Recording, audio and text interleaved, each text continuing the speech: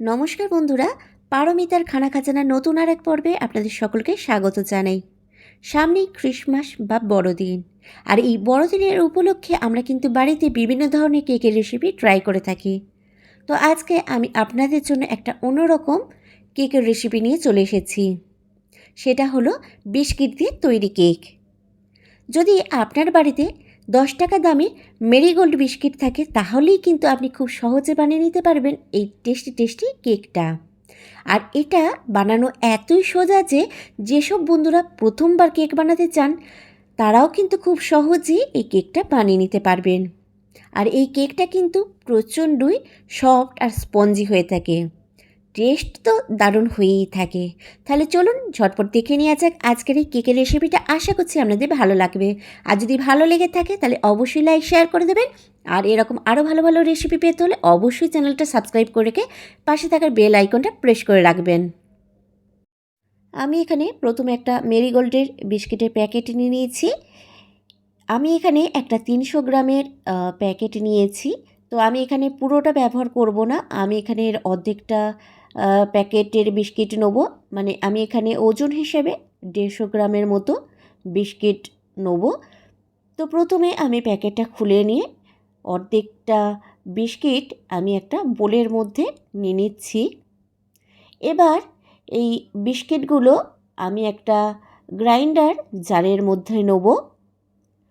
Grinder জারে আমি ছোট ছোট টুকরো করে নিয়ে নিচ্ছি, দিয়ে এটার থেকে আমি পাউডারের মতো বানিয়ে নিতে হবে।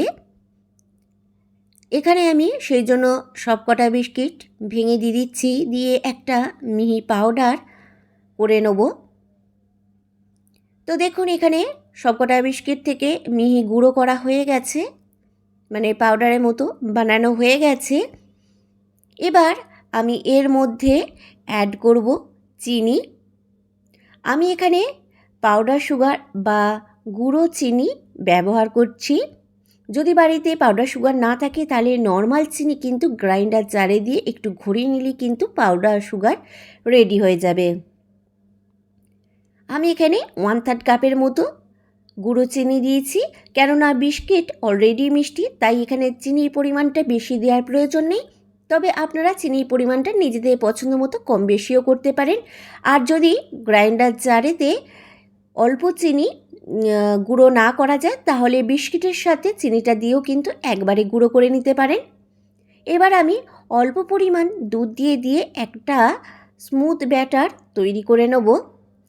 তবে খেয়াল রাখতে হবে দুধটা যেন রুম টেম্পারেচারে থাকে, না গরম না ঠান্ডা। তো আমি এখানে দুধ দিয়ে একটা ব্যাটার দেখুন তৈরি করে নিয়েছি। তো আমার এখানে প্রায় 1 কাপের মতো দুধ লেগেছে। পরে যদি দুধের প্রয়োজন হয় আমি অ্যাড করব। তো এইভাবে আমি ব্যাটারটা প্রায় 1-2 মিনিটের মতো ফেটিয়ে নেব। কেক বানানোর সময় যদি ব্যাটার ভালোভাবে ফেটিয়ে নেওয়া হয় তাহলে কিন্তু কেক খুব সফট বানে আর স্পঞ্জিও হয়। তো ব্যাটারটা এইভাবে দেখুন 1-2 মিনিট ফেটিয়ে নেওয়া হয়ে গেছে। এবার আমি এর মধ্যে অ্যাড করব রিফাইন্ড অয়েল। আমি এখানে 2 টেবিল স্পুনের মতো রিফাইন্ড অয়েল দিয়েছি। আপনারা তেলের বদলে কিন্তু এখানে মেল্টেড বাটারেরও ব্যবহার করতে পারেন। তো তেলটা দিয়ে আমি খুব ভালোভাবে ব্যাটারটার সাথে মিশিয়ে নিচ্ছি, নিয়ে আরও বেশ কিছুক্ষণ ফেটিয়ে নেব যাতে তেলটা খুব ভালোভাবে ব্যাটারের সাথে মিশে যায়। এই সময় বলে রাখি আমি অলরেডি আপনাদের জন্য ভ্যানিলা স্পঞ্জ কেক আর কফি কেকের রেসিপি শেয়ার করে রেখেছি। আমি নিজে ডেসক্রিপশন বক্সে তার লিঙ্ক দিয়ে নেব, আপনারা চাইলে কিন্তু রেসিপিগুলো দেখে নিতে পারেন। তো ব্যাটারটা আমি চাপা দিয়ে 5 মিনিটের জন্য রেখে দেবো। ততক্ষণ আমি একটা বাটিতে কিছু টুটি ফ্রুটি নিয়ে নিয়েছি। এটা টোটালি অপশনাল, শুধু কেকটা দেখতে ভালো লাগার জন্য দিচ্ছি। আপনারা চাইলে দিতেও পারেন আবার নাও পারেন। এখানে আমি 3টে কালারের টুটি ফ্রুটি নিয়েছি, আপনারা আপনাদের পছন্দ মতো নিয়ে নিতে পারেন। এবার এর মধ্যে সামান্য পরিমাণ অ্যাড করে দিলাম ময়দা। এইভাবে ময়দাটা আমি টুটি ফ্রুটির সাথে মাখিয়ে নিচ্ছি যাতে টুটি ফুটিগুলো কেকের নিচে পড়ে না যায়, কেকের মধ্যেই যেন মিশে থাকে। তো ময়দাটা দিয়ে আমি খুব ভালোভাবে কিন্তু মাখিয়ে নিয়েছি। এবার এটা আমি সাইডে রেখে দেবো। অন্যদিকে 5 মিনিট পর আমি ঢাকনাটা খুলেছি। তো এই দিকে দেখুন ব্যাটারটা কিন্তু খুব ভালোভাবে সেট হয়ে গেছে। তো আমি আরও একবার ভালোভাবে ফেটিয়ে নিচ্ছি। দেখুন ব্যাটারটা কিন্তু আগের থেকে অনেকটাই গাঢ় হয়ে গেছে। আপনাদের যদি মনে হয় ব্যাটারটা প্রচণ্ড গাঢ় হয়ে গেছে বা মোটা হয়ে গেছে, তাহলে আরও সামান্য পরিমাণে দুধ অ্যাড করতে পারেন, কিন্তু এখানে আমাদের ব্যাটারটা ঠিকই রয়েছে, তাই আমি আর এক্সট্রা দুধ অ্যাড করলাম না। এবার এর মধ্যে দিয়ে দিলাম 1 টিস্পুনের মতো বেকিং পাউডার আর 1/3 টিস্পুনের মতো বেকিং সোডা। এবার এর মধ্যে আমি দিয়ে দিচ্ছি 1/2 টিস্পুনের মতো লেবুর রস। এবার সবকটা উপকরণ আমি ভালোভাবে ব্যাটারের সাথে মিশিয়ে নেব। আমি যেহেতু এই কেক বানাতে কোনো রকম ডিম বা দইয়ের ব্যবহার করছি না, তাই এখানে বেকিং সোডা, বেকিং পাউডার আর লেবুর রসের ব্যবহার করলাম। এর ফলে কেকটা কিন্তু খুবই স্পঞ্জি হবে আর নরমও হবে। তো আমি ভালোভাবে ব্যাটারটা দেখুন ফেটিয়ে নিয়ে সব কিছু মিশিয়ে নিলাম। তো এবার কিন্তু সাথে সাথেই ব্যাটারটা বেকিং টিনের মধ্যে ঢেলে নিয়ে বেক করতে দিয়ে দিতে হবে, বেশিক্ষণ রাখা যাবে না। এবার এর মধ্যে আমি দিয়ে দিচ্ছি টুটি ফ্রুটি, দিয়ে ভালোভাবে আমি টুটি ফ্রুটিটা ব্যাটারের সাথে মিশিয়ে নেব। আর কিছুটা পরিমাণ টুটি ফ্রুটি রেখে দিয়েছি ওপর থেকে গার্নিশিংয়ের জন্য। তো দেখুন ভালোভাবে ব্যাটারের সাথে মেশানো হয়ে গেছে। এবার আমি নিয়ে নিয়েছি একটা বেকিং টিন। আপনারা যে পাত্রে কেকটা বানাবেন সেই পাত্রের মধ্যে অ্যাড করে নেবেন সামান্য পরিমাণে রিফাইন্ড অয়েল বা বাটার। আমি এখানে সামান্য পরিমাণে রিফাইন্ড অয়েল দিয়ে দিলাম, দিয়ে একটা ব্রাশের সাহায্যে খুব ভালোভাবে পাত্রটা চারপাশে লাগিয়ে নিলাম। আপনারা চাইলে কিন্তু এখানে বাটার পেপারেরও ব্যবহার করতে পারেন, কিন্তু সব সময় সবার বাড়িতে বাটার পেপার থাকে না, তাই আমি এখানে বাটার পেপার ব্যবহার না করেই আপনাদের সাথে রেসিপিটা শেয়ার করছি। এবার এর মধ্যে আমি ছড়িয়ে দিচ্ছি কিছুটা পরিমাণ ময়দা। ময়দাটা দিয়ে ভালোভাবে পাত্রটার চারপাশে ছড়িয়ে লাগিয়ে নেব। যেভাবে আমি ভিডিওতে দেখাচ্ছি সেইভাবে করতে হবে, দিয়ে এক্সট্রা ময়দাটা সাইডে রেখে দিতে হবে।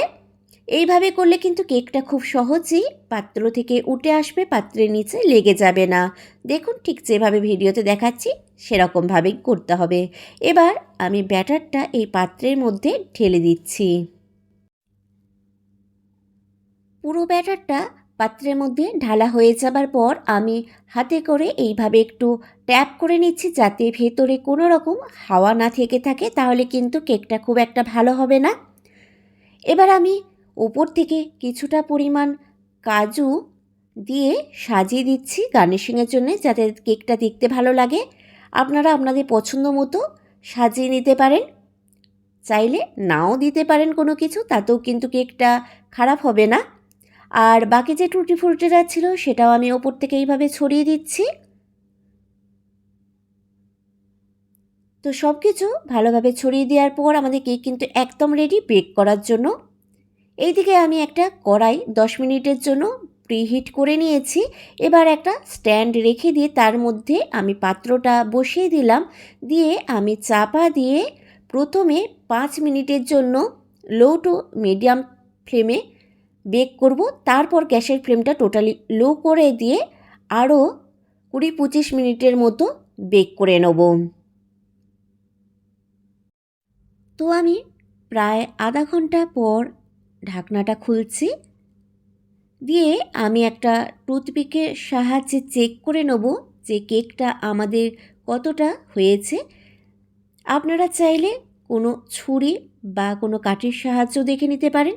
তো দেখুন কাঠির মধ্যে কিন্তু ব্যাটারটা হালকাভাবে লেগে যাচ্ছে, মানে আমাদের কিন্তু কেকটা এখনও পুরোপুরিভাবে হয়নি, একটু কাঁচা আছে। তাই আমি আবারও কেকটা কিছুক্ষণের জন্য বেক করে নেব। যদি আপনাদের মনে হয় আধা ঘন্টা পরে কেকটা হয়ে গেছে পুরোপুরি, কাঠি বা ছুরির গায়ে লাগছে না, তাহলে কিন্তু গ্যাসের ফ্লেমটা বন্ধ করে দিতে পারেন, কিন্তু আমি আরও 10 মিনিটের জন্য লো ফ্লেমে বেক করে নেব। তো আমি আরও প্রায় 10 মিনিট পর ঢাকনাটা খুলেছি। তো এবার কিন্তু দেখে মনে হচ্ছে আমাদের কেকটা পুরোপুরিভাবে হয়ে গেছে। তো দেখুন আর কিন্তু কাঠির গায়ে কোনো রকম ব্যাটার লাগছে না, মানে আমাদের কেক কিন্তু টোটালি ডান।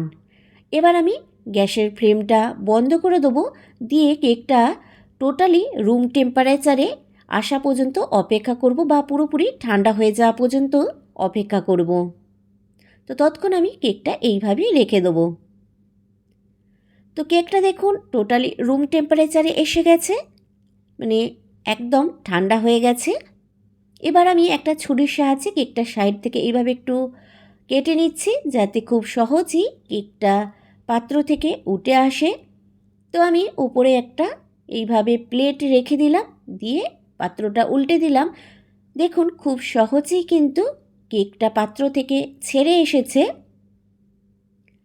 তো আপনাদের রেসিপিটা কেমন লাগলো অবশ্যই কিন্তু কমেন্ট বক্সে কমেন্ট করে জানাতে ভুলবেন না।